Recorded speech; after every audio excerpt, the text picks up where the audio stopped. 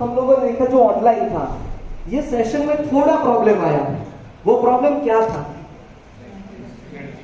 तो आज भी हम लोग एनर्जी इंडिपेंडेंट कंट्री नहीं है, हमको आज भी एनर्जी की उतनी ही जरूरत है, राइट? सो मेरा नाम भावेश राठौड़ है और मैं सोल्यूस सोलर एनर्जी का डायरेक्टर हूं और हम लोग सोलर पावर प्लांट इंस्टॉलेशन का काम करते हैं। हम लोग इंडिया के अंदर, अफ्रीका के अंदर और यूरोप के अंदर भी काम करते हैं। सर ने बहुत अच्छी एक चीज बताई थी कि नेट जीरो। अब नेट जीरो का मतलब क्या होता है? बहुत भारी वर्ड है, सबके लिए भारी वर्ड है कि net zero net zero net zero होता क्या है। नेट जीरो एक देश के लिए भी हो सकता है, एक कम्युनिटी के लिए हो सकता है, एक घर के लिए भी हो सकता है, एक इंडस्ट्री के लिए भी ये हो सकता है। तो मैं आज अपनी कंपनी प्रमोट करने नहीं आया हूं, लेकिन हम लोग बहुत सारी चीजें समझने के लिए यहाँ पे भी इकट्ठा हुए कि नेट जीरो का मतलब क्या है। बहुत टाइम पहले जब देश आजाद नहीं हुआ था, तब हम लोग अपने जो कपड़े थे, हम कपड़े क्या करते थे? इंपोर्ट करते थे। मैनचेस्टर था, वहां पे बहुत सारे कपड़े बनते थे, सब कुछ कापड़ बनता था, सब कुछ वहां पे बनता था और यहाँ पे हम लोग लेके आते थे और हम लोग यहाँ पे इंपोर्ट करते थे और बना के पहनते थे। एक आदमी था जो ये सारी चीजों के खिलाफ खड़ा रहा। उसने बोला कि ये चीज नहीं होनी चाहिए, हम स्वावलंबी बनेंगे। उसने एक कपड़ा वस्त्र पहना, सिर्फ एक वस्त्र पहना और बोला कि मुझे मेरे देश को स्वावलंबी बनाना है।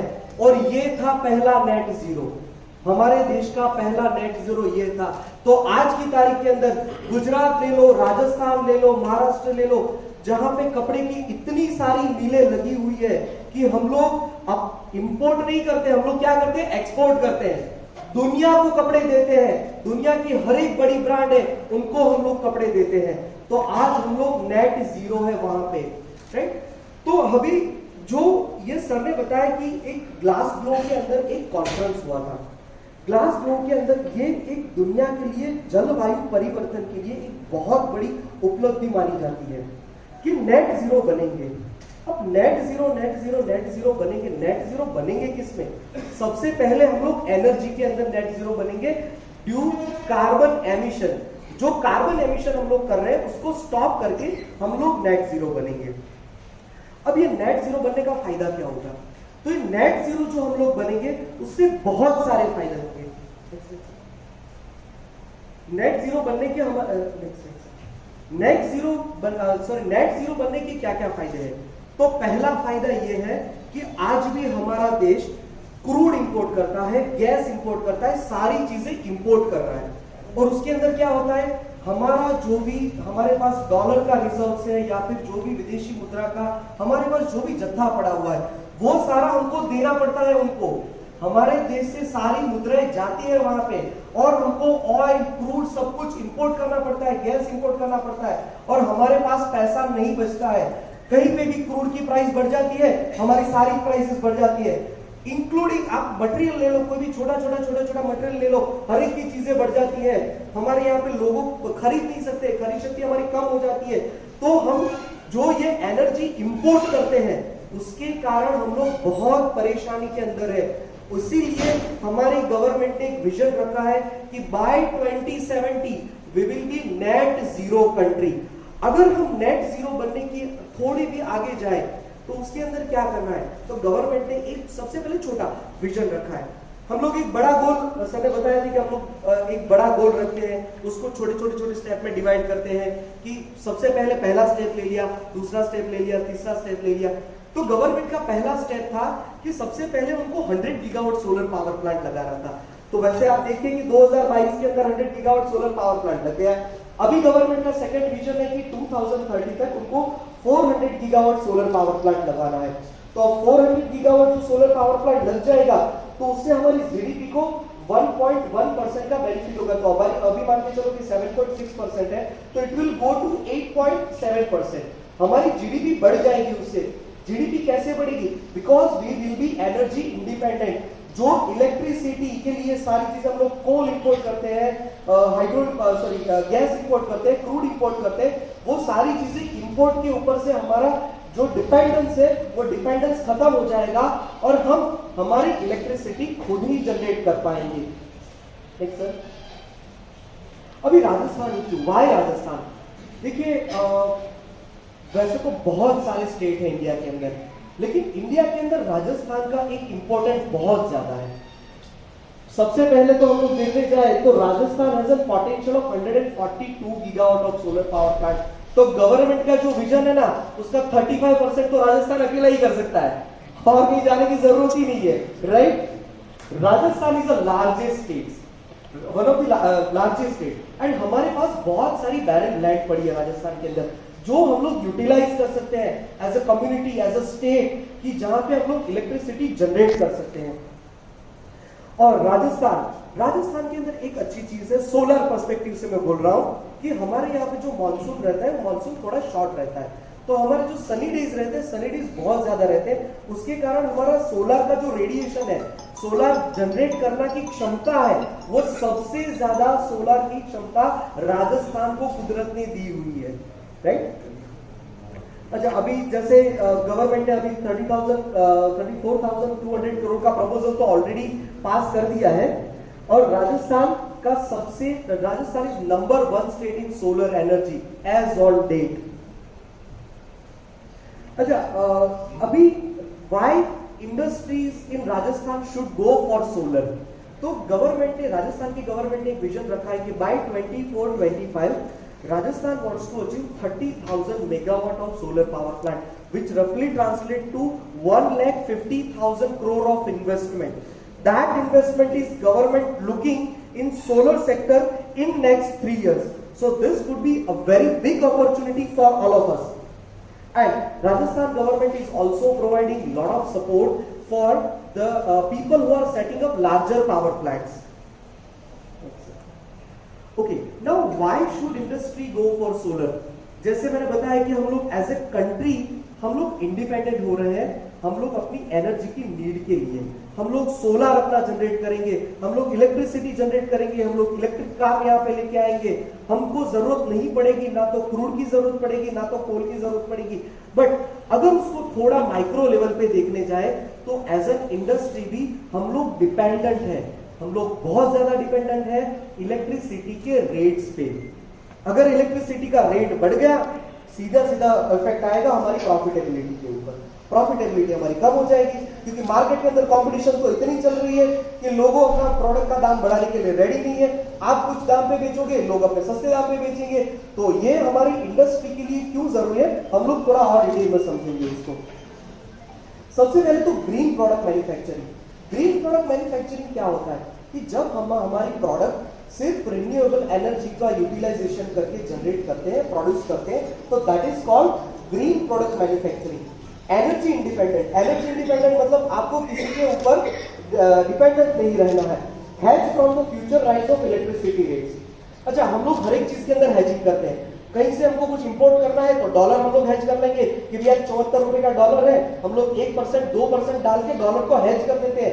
3 महीने बाद क्या पता डॉलर 77 रुपीस हो जाए, तो हम लोग सब कुछ हेज करते हैं, मेटल हेज कर लेते हैं, कपास हेज कर लेते हैं, सब कुछ हेज कर लेते हैं, केमिकल्स भी हेज कर लेते हैं। इलेक्ट्रिसिटी हम लोग कैसे हेज करेंगे? क्या पता 10 साल बाद आज इलेक्ट्रिसिटी का रेट 7 रुपया है, 17 रुपया हुआ, 20 रुपया हुआ, हमको कैसे पता? तो वो हेज हम लोग कैसे करेंगे? Solar is a way to hedge your electricity cost. एक बार आपने सोलर पावर प्लांट लगा दिया तो आपको पता चल गया कि अगले 25 या 30 सालों तक मेरा इलेक्ट्रिसिटी कॉस्ट इतना ही रहने वाला है, right? You can boost your profitability and you can earn additional incomes. Next, sir. Okay. Now there are see आप राजस्थान के अंदर हो, आपने बहुत सारे सोलर पावर प्लांट देखे हुए हैं, तो आई डोंट थिंक सो कि मुझे आपको सारे कितने टाइप के सोलर पावर प्लांट है वो बताने की जरूरत है।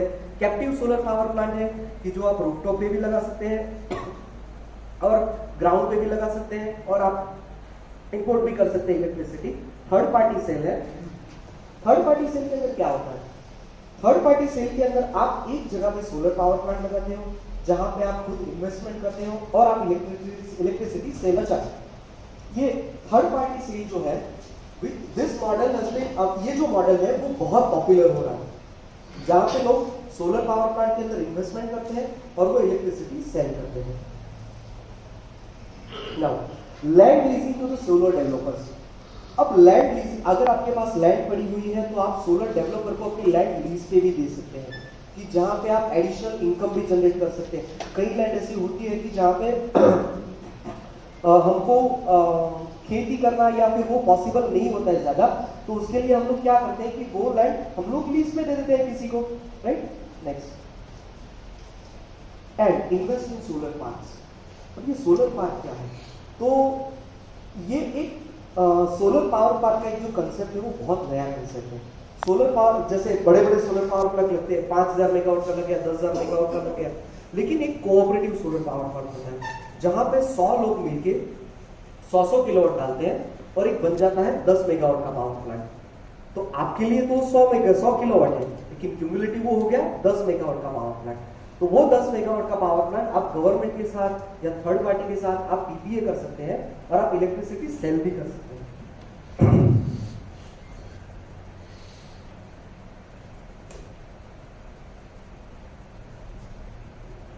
तो टिकट है। अच्छा, अभी हम लोग थोड़े और एवेन्यू से जिसके बारे में डिस्कशन करेंगे। जैसे सोलर का हमने ये सारी एप्लीकेशन तो सबने देखी हुई है, लेकिन आपको पता है कि सोलर 2 नई और एप्लीकेशन के अंदर आ रहा है। हमने ये देखा कि भाई घर के अंदर यूटिलाइज कर लिया, ऑफिस के अंदर यूटिलाइज कर लिया, फैक्ट्री के अंदर यूटिलाइज कर लिया, गवर्नमेंट को सेल कर दिया, कॉलेज के अंदर यूटिलाइज कर लिया, हर एक जगह यूटिलाइज कर लिया, लेकिन इसकी एक एप्लीकेशन नहीं आ रही है। 22 फरवरी को लास्ट मंथ गवर्नमेंट ने एक नेशनल हाइड्रोजन पॉलिसी लॉन्च की है, ग्रीन हाइड्रोजन पॉलिसी। अब ये ग्रीन हाइड्रोजन क्या है? तो जो ग्रीन हाइड्रोजन है वो सोलर या रिन्यूएबल एनर्जी में से जनरेट करते हैं। हाइड्रोजन की बहुत सारी एप्लीकेशंस है, जैसे ऑयल से लेके रिफाइनरी के अंदर, केमिकल्स के अंदर बहुत सारी एप्लीकेशंस है। और फ्यूचर एप्लीकेशन ये है उसकी कि वो दुनिया की सारी बैटरीज को रिप्लेस कर देगा। आपकी कार भी हाइड्रोजन से चलेगी, अगर आपकी फर्नेस है वो भी हाइड्रोजन से चलेगी, सब कुछ हाइड्रोजन से चलेगा, right. And next one is solar powered EV charging station. ये अगर ईवी बहुत सारे इतने सारे आ रहे हैं तो हमको चार्जिंग स्टेशन तो चाहिए रहेगा। अब चार्जिंग स्टेशन के लिए हम लोग, ये हाईवे के ऊपर है तो वहां तक ग्रिड तो हम लोग खींच नहीं सकते, तो वहां पे हम लोग क्या कर सकते हैं? सोलर की ब्यूटी हम लोग यूटिलाइज कर सकते हैं। सोलर की ब्यूटी क्या है? डिसेंट्रलाइज जनरेशन, कहीं पे भी डाल दो जनरेशन करना शुरू कर देता है। It is the beauty of solar. अब मैं थोड़ा सा हमारी कंपनी के बारे में ब्रीफ करना चाहूंगा। सोलियो सोलर एनर्जी प्राइवेट लिमिटेड जो है वो बेसिकली जर्मन कंपनी है और it is running from last 25 years and now हम ये गुजरात के अंदर हमारा इंडिया का हेडक्वार्टर है। We had bought that company also, हमने वो कंपनी भी एक्वायर कर ली है and it is the first company in India कि जो सोलर पावर प्लांट भी देती है, सोलर पावर प्लांट का फाइनेंस भी देती है और आपको उसका इंश्योरेंस भी देती है। So everything under one roof. So yes, और हमारे सोलर पावर प्लांट की विशेषता ये है कि आप रूफटॉप के अंदर भी 15 to 70% and 17% एडिशनल जनरेशन ले सकते हैं then normal solar power plant. These are some of our achievements, like sir. Okay, so we are the first player, as I said, with 100% finance to provide solar power plant. And yes, ये एक थोड़ी ये हमारा एक achievement है। हम लोग solar power plant का इंश्योरेंस करते हैं and we have largest portfolio of solar power plant insurance in entire India. Solar power plant कोई भी डाल रहा है, अदानी डाल रहा है, रिलायंस डाल रहा है, लेकिन उसका इंश्योरेंस तो हमारे पास ही होता है।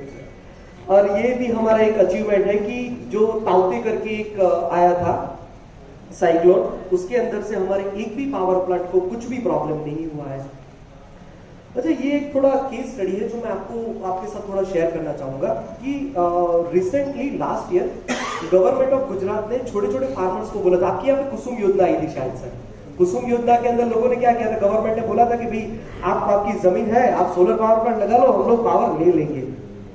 सेम गुजरात के अंदर हुआ, लोगों ने बहुत सारी एप्लीकेशन की, बाद में गवर्नमेंट ने बोल दिया कि भाई इसके अंदर कोई सब्सिडी वब्सिडी नहीं मिलेगी, जो भी है सब आपके अपने जोखिम पे है, right.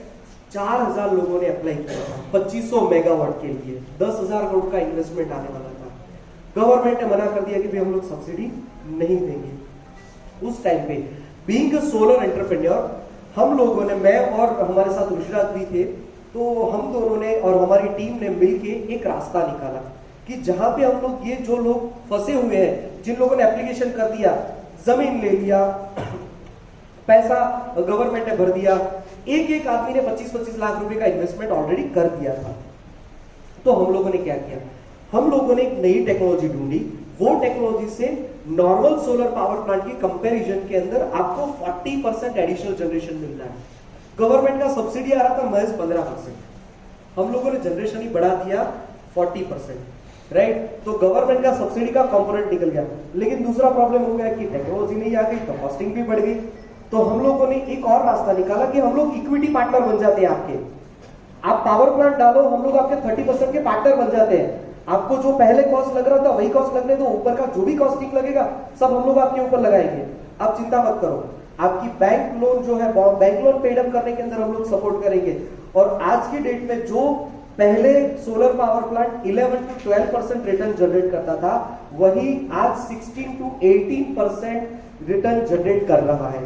And we have made this scheme a huge success in Gujarat.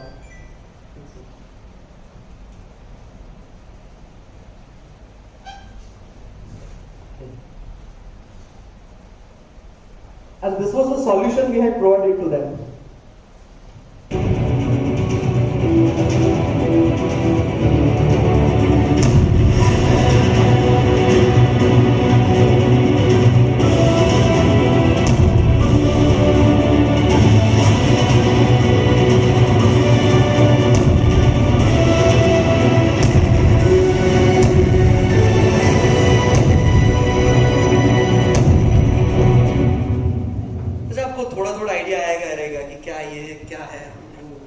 Solar optimal solution है। हमने 40% एडिशनल जनरेशन किया कैसे?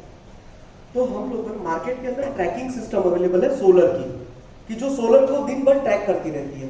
उसके अंदर हम लोगों ने एक इनोवेशन किया। हम लोगों ने ITSat करके एक टेक्नोलॉजी डेवलप किया, which is the first time in the world, and उसका पैटेंट हम लोगों ने अप्लाई किया हुआ है। तो वो टेक्नोलॉजी के आप यूज करने से 30% एडिशनल जनरेशन हमको मिलता है। और उसके साथ में हम लोगों ने बाइफेशियल पैनल यूटिलाइज किया, जो ऊपर से भी पावर जनरेट कर सकता है और नीचे से भी पावर जनरेट कर सकता है।